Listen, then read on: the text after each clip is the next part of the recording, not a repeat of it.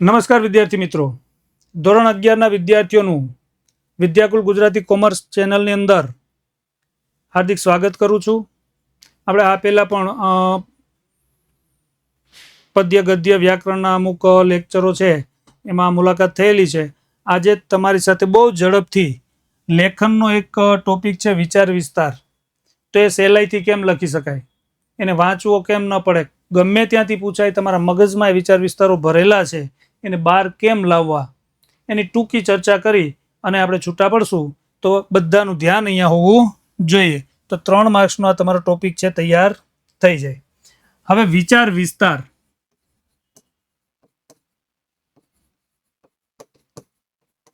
એટલે શું પેલા એ સમજો. તમારે કરવાનું શું છે આમાં? વાંચશો ને તો હજારો વિચાર વિસ્તાર ગુજરાતી પાસે છે, તમે કેટલાક વાંચીને જશો? આ તો બહારથી પૂછાય છે, આનો કોઈ અભ્યાસક્રમ તો નક્કી નથી. તો આપણો ડર નીકળી જાય એવું શું કરી શકાય કે ગમે ત્યાંથી વિચાર વિસ્તાર પૂછાય મને આવડે? તો એના માટે એની પદ્ધતિ છે તમારી પાસે હોવી જોઈએ. એ બહુ ટૂંકા ટાઈમમાં હું તમને આપી દઉં છું. તો વિચાર વિસ્તાર એટલે શું? માની લો કે હું અહીંયા લખું, દીપકના 2 દીકરા, કાજળ ને અજવાસ,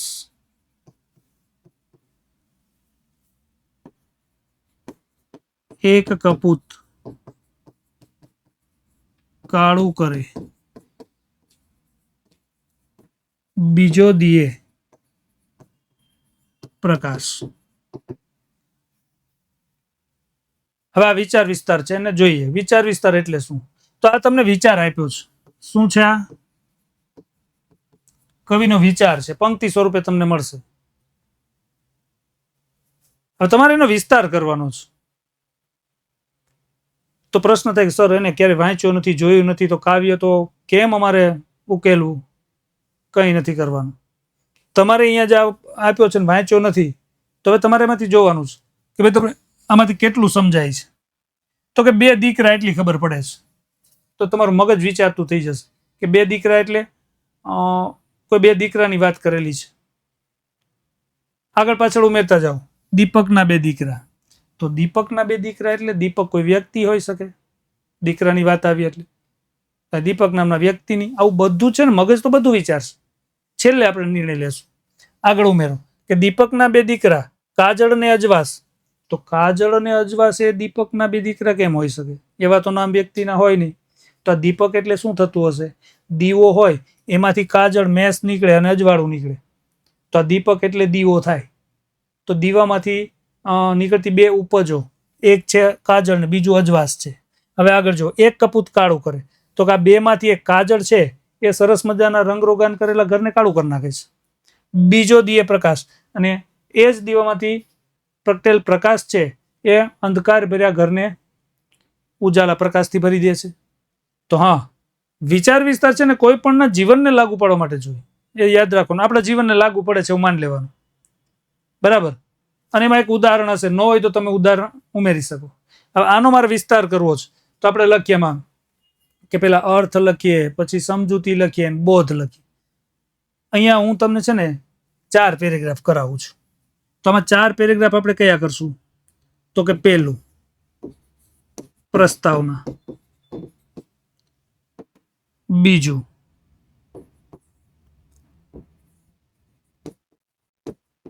ઉદાહરણની ચર્ચા. ઉદાહરણ આમાંથી મળે તો ઠીક છે, નકર આપણે જાતે બનાવવાનું, બરાબર? પેલા આ બેન ચર્ચા કરીએ, પછી આગળની સ્લાઇડ પર જઈએ. હવે આપણને અંદાજ થઈ ગયો કે ભાઈ અહીંયા દીપક એટલે દીવાની વાત કરેલી છે, પણ માનવ જીવનને લાગુ પડે કે જેમ દીવામાંથી 2 વસ્તુ નીકળે છે, એક સારી છે, ખરાબ છે. માણસ છે એને પણ 2 દીકરા હોય, એક સારા કર્મથી સુપુત્ર બને, એક ખરાબ કર્મથી આપણે કુપુત્ર કહીએ. તો એને લાગુ પાડી દેવાનું છે. હવે અહીંયા તમારે શરૂઆત કેમ કરી? આ શબ્દ નથી લખવાના તમારે, પ્રસ્તાવના પેરેગ્રાફ સીધો. તો હવે પ્રસ્તાવનામાં શું કરવાનું છે? તો કે વિષય પ્રવેશ કરવો છે, ઉદાહરણથી ચર્ચા કરવી છે. તો આપણે અહીં ઉપરથી કેવી રીતે ચાલુ કરશું કે અહીં આપવામાં આવેલ કાવ્ય પંક્તિમાં સાહિત્યકારે દીવાનું ઉદાહરણ લઈ અને આપણને એક સરસ મજાનો જીવન સંદેશ આપવાનો પ્રયત્ન કર્યો છે. પૂરું, બરાબર? એટલે અહીંયા આપણે લખી શકીએ ને કે ઉપરોક્ત કાવ્ય પંક્તિમાં કવિએ અથવા સાહિત્યકારે દીપક એટલે દીવાના ઉદાહરણ દ્વારા આપણને સૌને વિસ્તાર કરતો જવાનું એક જીવન સંદેશ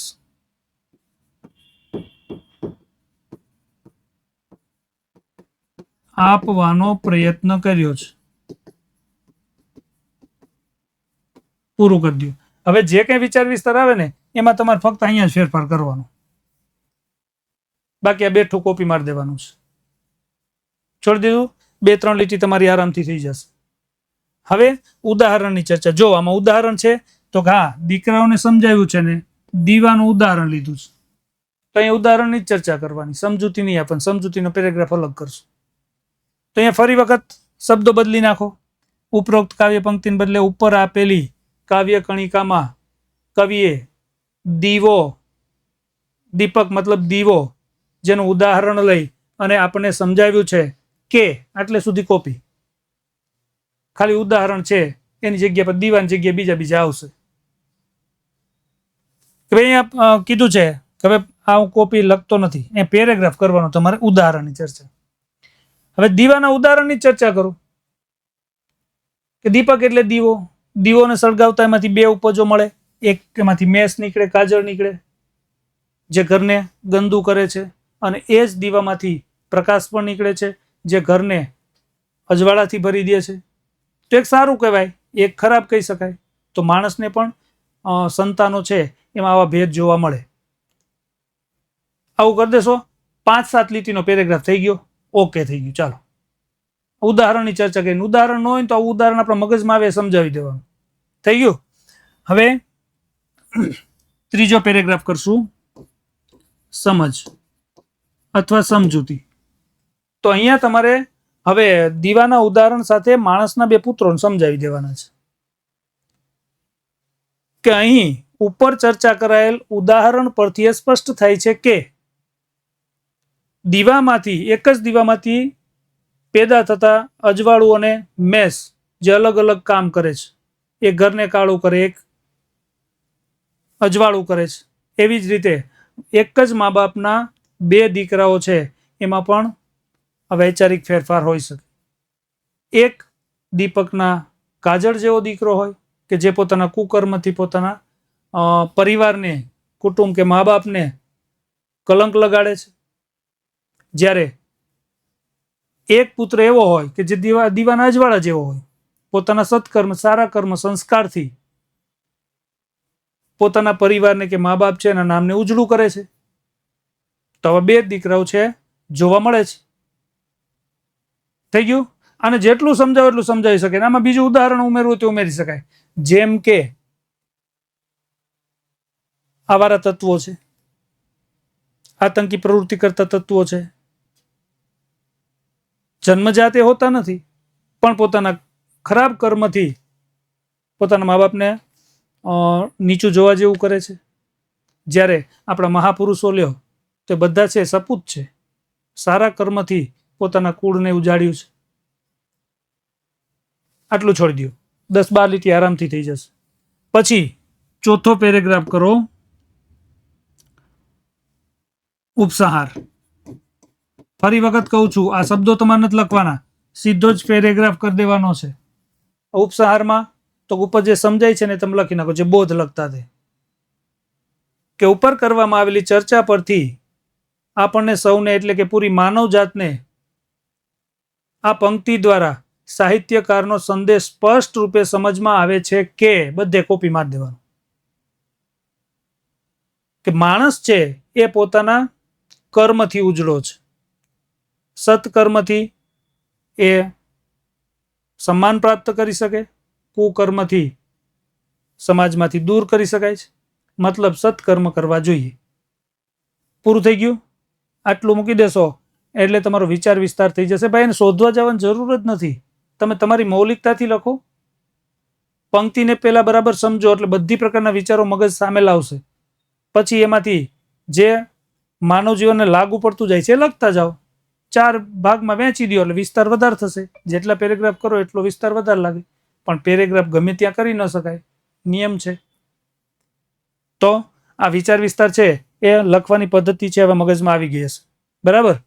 તો ટૂંકા સમયમાં આપણને આ ઉપયોગી માહિતી આપી છે. હવે આ પરીક્ષાની અંદર જે મહત્વના છે આઈએમપી વિચાર વિસ્તાર પૂછાય એ તમારી સામે રાખ્યા છે કે સફળતા જિંદગીની હસ્તરેખામાં નથી હોતી, ચણાયેલી ઇમારત એના નકશામાં નથી હોતી. તમારે એમાંથી ઉદાહરણ શોધી લેવાનું છે. તો આમાં ચણાયેલી ઇમારત છે અને નકશો એનું ઉદાહરણ છે. પછી હણોના પાપીને દ્વિગુણ બનશે પાપ જગના, લડો પાપ સામે અડગ દિલના ગુપ્ત બળથી. તો અહીંયા તમારે ઉદાહરણ છે એ તમારે બનાવવાનું છે. એ આપણે જોયું જાણેલું વાંચેલું મગજમાં આવે તમારે સમજાવી દેવાનું એટલે વિસ્તાર થશે. પછી આવ નહીં આદર નહીં નહીં નહીનો માં ને તે ઘર કદી ન જઈએ ભલે કંચન વર્ષે મેં. તો આમાં ઉદાહરણ ઉમેરવાનું છે. કદમ અસ્થિર હોય અને કદી રસ્તો નથી જડતો, અડગ મનના મુસાફરને હિમાલય પણ નથી નડતો. તો અહીંયા મુસાફરનું ઉદાહરણ લીધેલું છે. અડગ મનના મુસાફિર. ઉગે કમળ પંખમાં તદપી દેવ શિરે ચડે, નહીં કુળથી કિંતુ મૂલ મૂલવાય ગુણો વળે. તો અહીંયા કમળનું ઉદાહરણ લીધું છે. એને સમજાવો. ઉદાહરણ હાથમાં આવે ને એટલે તમે પેજ ભરી શકો. બરાબર છે. તો આપેલી પદ્ધતિ છે એનો ઉપયોગ કરજો અને આટલા જે છે એને પ્રેક્ટિસ કરી અને જજો.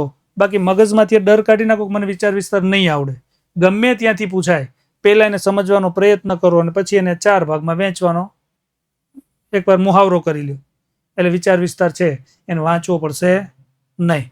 બરાબર. તો આ માહિતી છે એ વિચાર વિસ્તાર જેનો ડર લાગે છે એ સમજવામાં બહુ ઉપયોગી થશે એ આશા સાથે અહીંયા આપણે આ વિડીયો લેક્ચરને પૂરો કરીએ છીએ. ફરી મળીએ છીએ. ચલો.